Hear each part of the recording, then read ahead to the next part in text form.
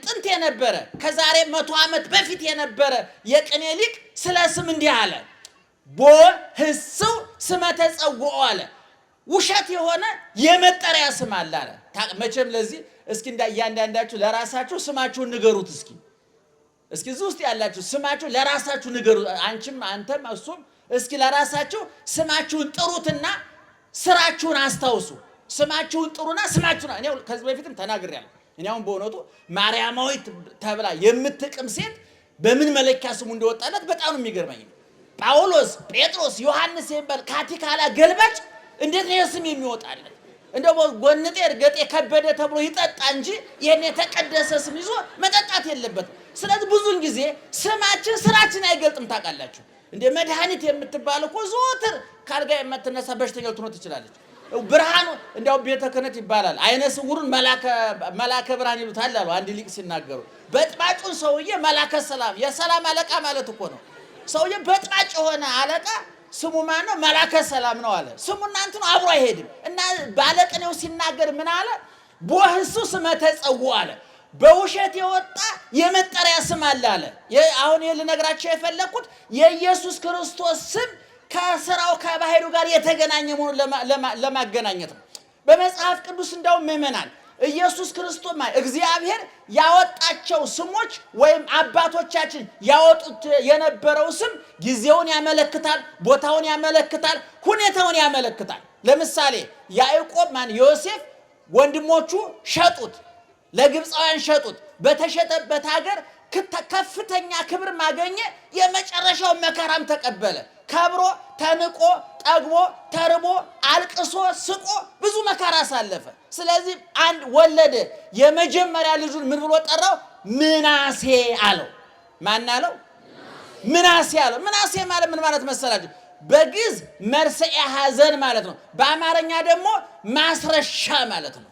መከራዬን ሁሉ አስረሳኸኝ፣ ወንድሞቼ ከዱኝ፣ ከተወለድኩበት ሀገር ሸሸውኝ፣ እናቴ ሞተችብኝ፣ ከአባቴ ተለየው፣ ተሽጬ በባርነት ማቀቅኩ፣ ተሰቃየው። ያ ሁሉ መከራ አለፈና እግዚአብሔር ዘሬን ባርኮ የባለቤቴን ማህፀን ባርኮ ሊሰጠኝ አለና ልጁን ማን አለው? ምናሴ አለው። ምን ማለት ነው ብያቸዋለሁ? ማስረሻ ማለት ነው። ሁለተኛውን ደግሞ ኤፍሬም አለው። አበዛኝ ማለት ነው። ሰምታችሁኛል? ማን አለው ስሙን?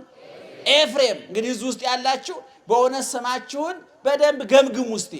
ስም መለወጥ ከባድ ነው፣ ፍርድ ቤት ያንከራትታል። ቢያንስ ግን ስራችሁን ብትለውጡ፣ እውነቴን ነው የምላችሁ። እንደው ስማችንና ስራችን አብሮ የማይሄድ በተለይ የኛ ዘመን እኔ ድሮ ሰዎች ስም ብዙ አይጨንቃቸውም ነበር፣ እንደፈለጉ ያወጡ ነበር። በአሁኑ ዘመን መጽሐፍ ቅዱስ ውስጥ ያሉ ስሞች በጠቅላላ መጠሪያ ሆነው አልቀዋል። ይገርማቸዋል። አዲስ ስም እንደው እየደወሉ መጋቢ አዲስ እንደው አዲስ ስም ብታወጡልኝ ይላሉ። አዲስ ስም አይደለም ቁም ነገሩ። አንተ ስሙ ከወጣ በኋላ ካረከስከው ታሰድበዋል እንጂ አታስከብረው። አንተ ተጣጥረ ካስከበርከው ግን ማርያም የሚለውን ስም እኮ ማን አስከበረው? ድንግል ማርያም አስከበረችው አይደለም? ከፍ አድርጋ ሰቀለችው እኮ። እንደው ሰዎች በድፍረት ማርያማዊት እያሉ ይጠሩበታል እንጂ ይሄ ድፍረት ይባላል እውነቱን ለመናገር። እና ያ ሊቁ ሲናገር ምን አለ? ወደ ቅኔው ልመልሳችሁና ቦህሱ ስመ ተጸውዖ አለ። የውሸት የሆነ የመጠሪያ ስም አለ አለና ሁለት ነገሮችን ጠቀሰ። እስማቦ የውሃ እናት ታውቃላችሁ? የውሃ እናት የት ነው ያለው? ምን ታክላለች? ስሙኒ ታክላለች? እማታውቅ ከሆነ ግድ የለም ተውት። ምን ታክላለች? ስሙኒ ነው የምታክለው። ከስሙኒ በታች ናት። ኧረ ስሟ ምንድን ነው? አቤት ማን ነው ያስገኛት? አቤት ማን ነው ያስገኛት? ስለዚህ ስሟ ምን መባል ነበረበት? የውሃ ልጅ መባል ነበረባት። እሷ ግን ምንድን ነው የምትባለው? የውሃ እናት። የተበላሸ ስም ነው አለ ባለቅኔው። ልክ አይደለም ይሄ። የውሃ ልጅ እንጂ መባል የነበረባት የውሃ እናት መባል የነበረ። ውሃ በሌለበት የውሃ እናት ትኖራለች? እሺ የውሃ እናት በሌለችበት ውሃ ይኖራል? አቤት ይኖራል አይኖርም? ውሃ በሌለበት እሷ ትኖራለች? ስለዚህ ስሟ ማን ነበር መሆን የነበረበት? ስለዚህ ስሟ የተበላሽ አንድ ስም አለ።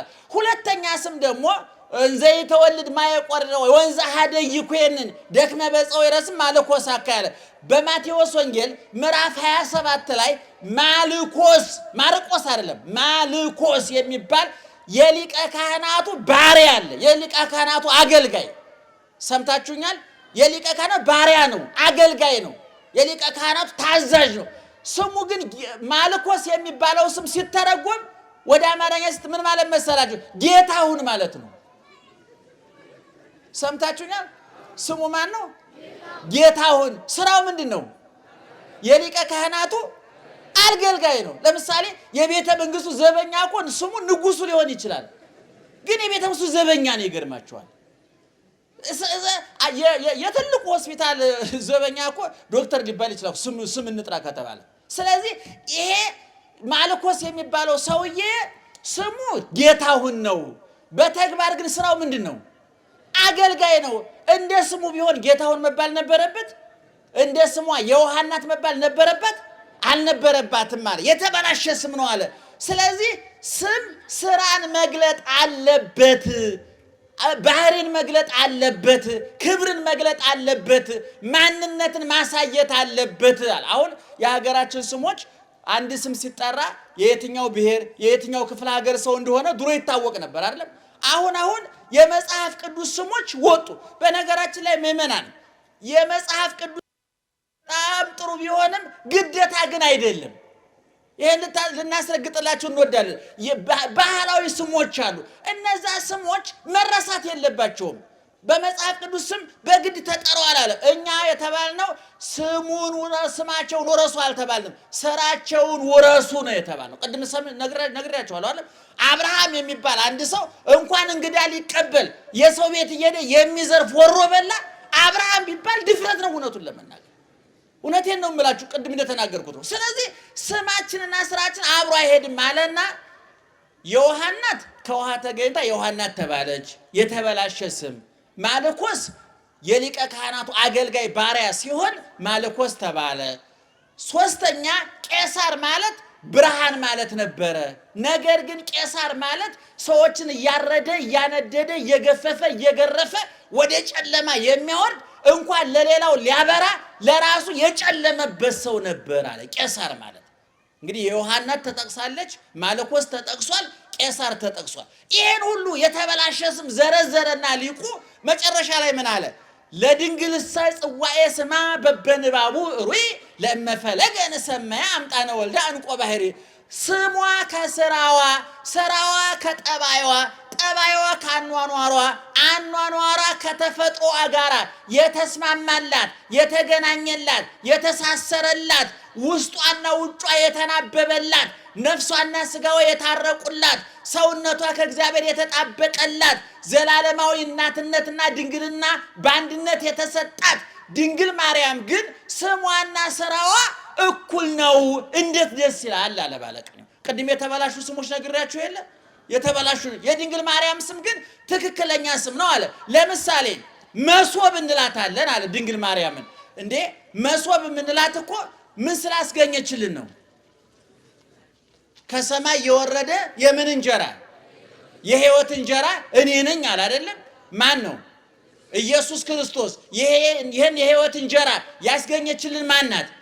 ድንግል ማርያም ናት። ስለዚህ መሶብ መባል ይገባታል።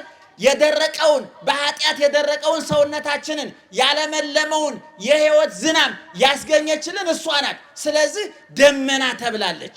ከምድር ወደ ሰማይ ስጋ ወደ ሰማይ የወጣበት መለኮት ወደ ታች የወጣበትን ምስጢር በእሷ ስለተፈጸመ መሰላል ትባላለች። ስለዚህ ስምና ስራ መገናኘት አለበት አለ።